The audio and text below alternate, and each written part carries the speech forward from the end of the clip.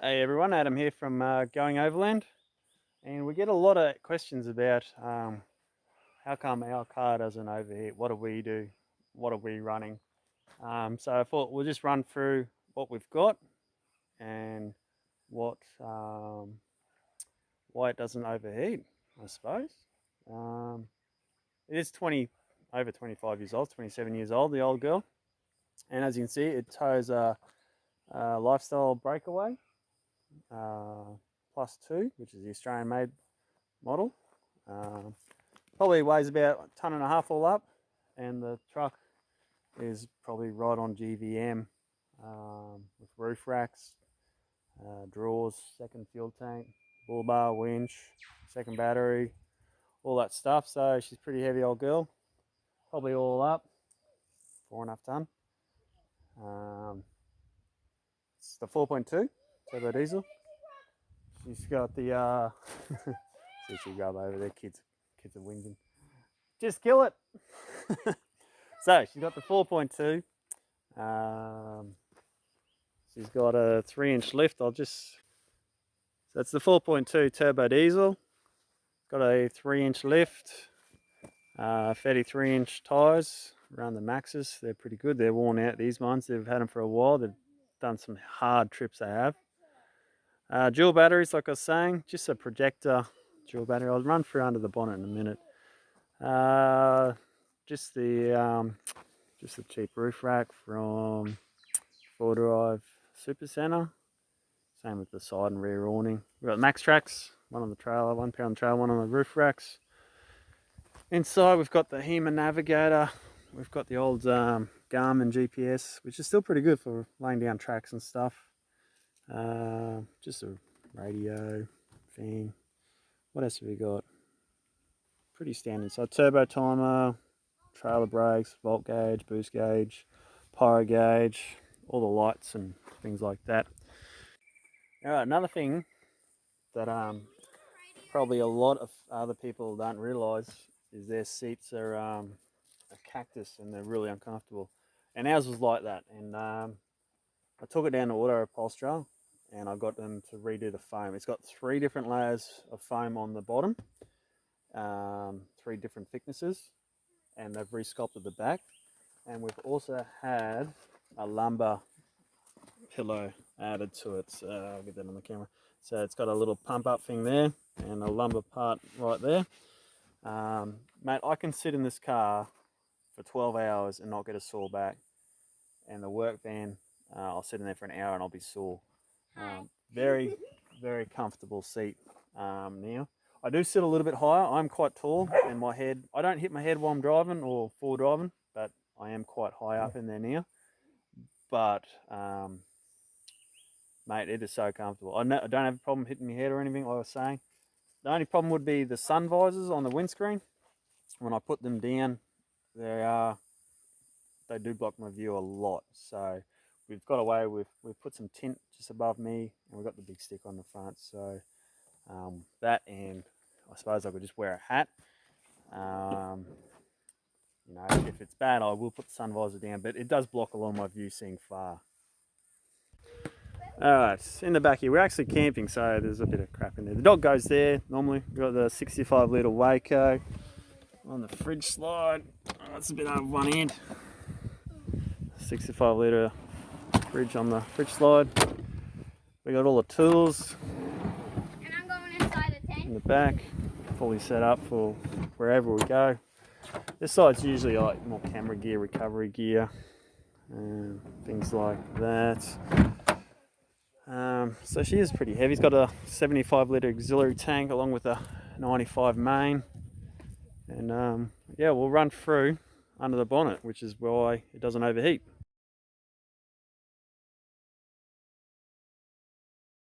Yeah, we've got the Denko turbo. We've got a 3-inch from the dump pipe all the way through. We do run a muffler because we were pulled up by the Department of Transport and got done for no muffler. Air compressor. We're running the front air locker and pumping up tyres. Dual batteries. Does have a projector, just a simple one. Thing works awesome. Extra fuses. There's another 10 under the dashboard for the stuff inside the car, all the accessories. We got filters for this one is the front diff. No, transfer case and gearbox. There's one on the other side for the front diff and rear diff. And there's one over there for the winch. What else we got? We got upgraded headlights. We got the winch, 12,000 pound winch. I think it's a TJM bar, from what I can understand. I bought it second hand because we couldn't buy a brand new ARB one, unfortunately. What else we got under here? We got a few little things all hidden away. Rust. Oh yeah, electronic rust preventer, which I reckon they do work. We've got all the brakes have been rebuilt. Clutches, brand new clutch system through it. Brand new air conditioning system all through it. New batteries, which you have to do every couple of years. All new wheel bearings, front and rear. And yeah, new alternator, new starter motor, new aircon pulley. We've got to do the power steering system next probably. And another thing you got to watch for. One night we heard something gnawing away while we were camping under the bonnet. And a little marsupial, it wasn't a rat, it was a little marsupial, was trying to get into the water. And he's chewed into the lid. And he's chewed the little thing off there. So you do have to watch that. So we like to have the bonnet open when we're camping to cool it all down. And keep out any of the little marsupials. If they're in there, we can hear them, we can see them straight away. There's a few mozzies around tonight. We've got the thermocell going. So, and I'll just show you where we are. We're up on a hill here, beautiful spot. The sun comes up right over there and it's absolutely gorgeous in the morning. We've got a little blue mat they've put down for keep the dust down, and the breakaway fits in there perfect. We've got just a little overnight awning on there tonight. Yeah, a bit of a fire going over on the left there. Looks like a bit of rain over there. Hopefully they don't get too much rain here because it's a big hill we've got to get down tomorrow morning. All right, catch you later. All right, so we don't run the big spotlights on the front anymore. We run the slimline LEDs just for maximum airflow. And you do notice it when it's 35 degrees and you're hauling up a mountain range, the trailer, you do notice it, definitely. No intercooler. And my thinking is the air's got to go through the intercooler, through the grill first, through the fans, through the intercooler, through the aircon, and then it finally gets to the radiator. By the time it gets there, it's hot, it's slowed down, and it doesn't work properly. So we don't run an intercooler. We run 12mm pump with the Denko turbo, new injectors, blows a bit of soot, not too much. But yeah, we don't have a problem with it getting hot. What else? We got the airflow. We got the what is it? Unifilter, the foam oil-based air filter in there, and that does the job. So, what do we do? What do our temps get up to? So normally driving around without the trailer, it'll sit on a quarter all day, every day. Hauling the trailer up a mountain range, 35 degrees, aircon running, she'll get up to half pretty quick. When it gets up to 3/4, we'll back off. We'll turn the aircon off, and it won't get over 3/4 temp. It'll start cooling down. The time we get to the top, and we've backed off and all that, it'll drop down to half. And I'm talking a mountain range. I'm not talking about a hill. I'm talking about a mountain range where you're climbing for 10 minutes, you know, and it's hot. I'm talking hot, 30 plus degrees temperature. It'll get up to half, no worries. But that's fine. You read the operating manual. It says anywhere between the bottom line, top line is fine.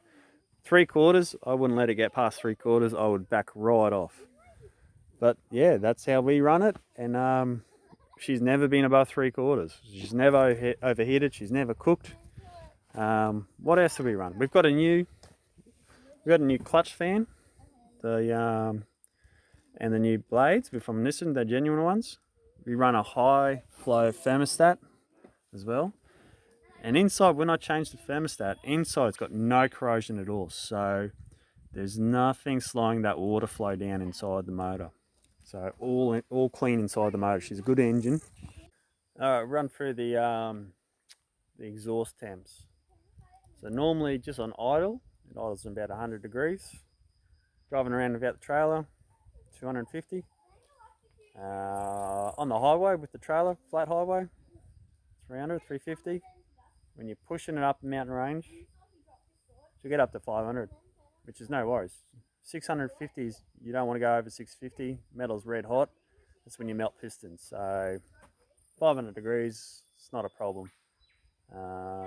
And we've run this setup for, geez, 11 years now, 10, 11 years. So don't ride in saying, oh, that exhaust tamp's way too hot. 11 years, 120,000 Ks we've done in those 11 years, all of which pulling a trailer. This one's a 400 or 500 kilos heavier than the old trailer, but the whole time we've been pulling the trailer. And no head gasket blowing, no engine issues. So I'm happy with the tune. We're not going to go massive power like a lot of people do. And another thing is the way you drive. Backing off on those hills, bit of mechanical sympathy goes a long way. I could push it. I could drop a gear and hit the throttle and floor it up the hill. But in the end, it's a truck. It's a 27-year-old truck, and you've got to drive them like a truck. So that's it. It's not a 200 series where the temperature gauge doesn't move at all, which, you know, I wouldn't believe those temperature gauges. How can a temperature gauge not move at all when you're going up a hill or down a hill and they don't move? This thing, the temperature gauge moves all the time. The moment you go down a hill, you see that temperature dropping, you know, below that quarter. And the thermostat will kick in and it'll bring it back up again.